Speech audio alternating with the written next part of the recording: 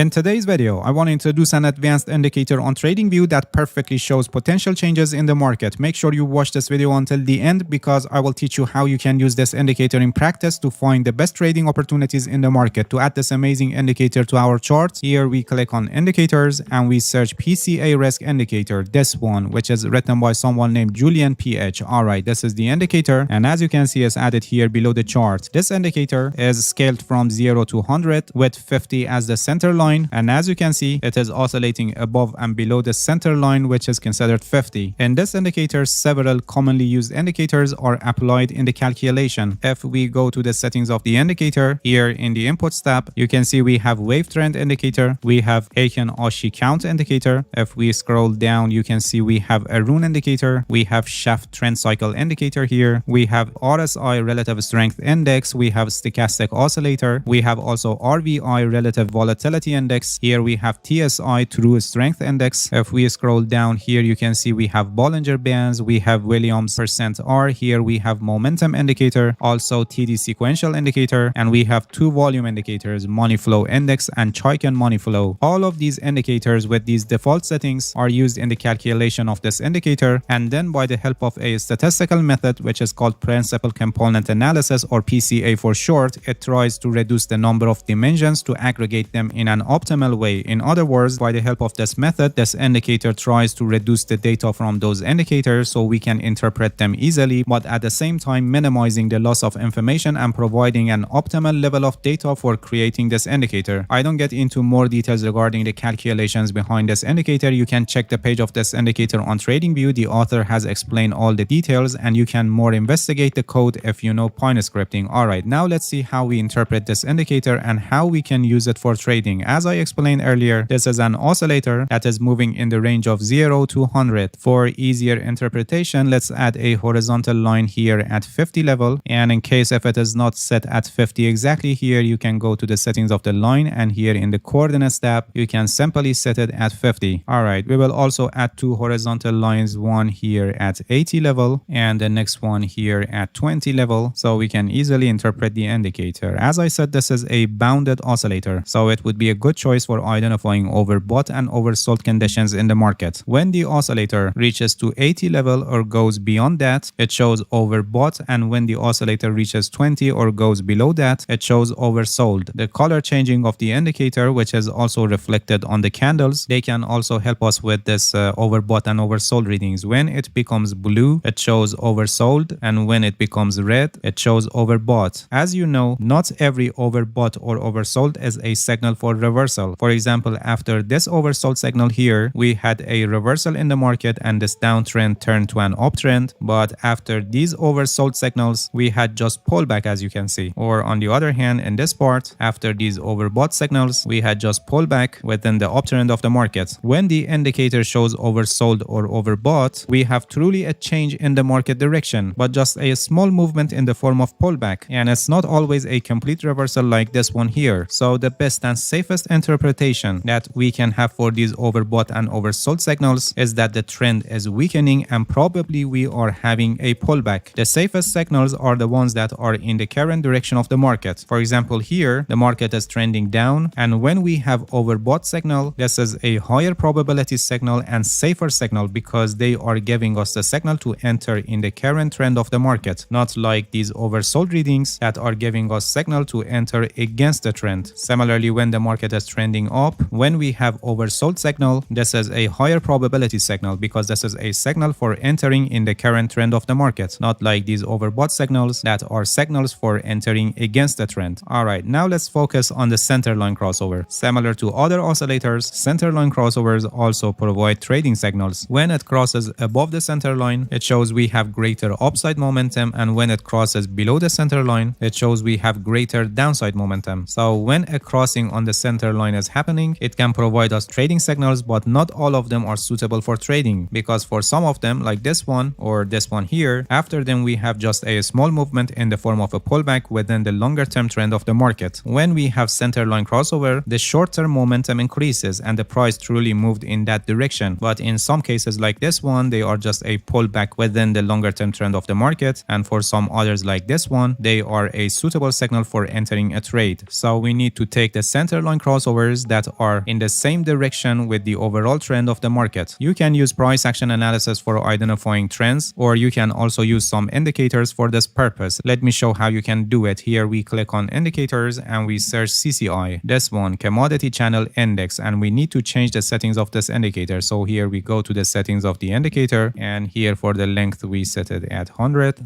and let's change the color of the CCI line to white so it will be more clear on our charts. Alright, now by the help of CCI and by the help of settings that we made, it can help us with identifying trends. When CCI is below 0, the market is trending down, and when CCI is above 0, the market is trending up. So when CCI is below 0, we only focus on bearish centerline crossovers. In other words, when the indicator crosses below the center line. All these bearish centerline crossovers are profitable except this one, which we have a small movement after the signal, and this happened because we are having a reversal at this point. And in trend following strategies like this, encountering false signals in this situation is normal, and also in flat markets. So you need to manage your risk properly by setting stop loss based on your risk management strategy to limit your losses. From here you can see that CCI is trying to go above the center line, and when CCI is above the center line, we only focus on bullish center line crossovers. In other words, when the indicator crosses above the center line, the signal is confirmed only if CCI is above center line, and when the indicator crosses below the center line, the signal is confirmed only if CCI is below 0. But as I mentioned earlier, because this is a trend following strategy, you can encounter false signals when a reversal is happening in the market, or also during flat market when the market is not trending. You can avoid false signals during flat market by the help of price action analysis, or you can also use some indicators like ADX, but using ADX will also be in the cost of losing some good trading opportunities. It decreases your risk, but it also decreases your potential profit. And adding another layer of filtration depends on the trader and how much risk he or she is willing to take. The most effective way for identifying non-trending market is price action analysis, which in a separate video I will completely explain it. Anyway, you must pay attention that no indicator or strategy can give you 100% guaranteed signals, and losing trades are always part of the game, and you need to manage them properly so you can remain as a consistently profitable trader. There is a risk management strategy that is called 1% rule, and it's one of the best risk management strategies for active trading. I have a complete guide on this. The link is also placed in the description, and I highly recommend you to watch it, because without a proper risk management strategy, you cannot become a consistently profitable trader. Alright, that's it. Thank you for watching this video. If you have any questions, feel free to ask and leave a comment for me. I'll answer your questions as soon as possible. If you haven't subscribed to my channel, please subscribe and hit the bell so you get the notifications of my new videos. See you guys in next video, and good luck with your trading.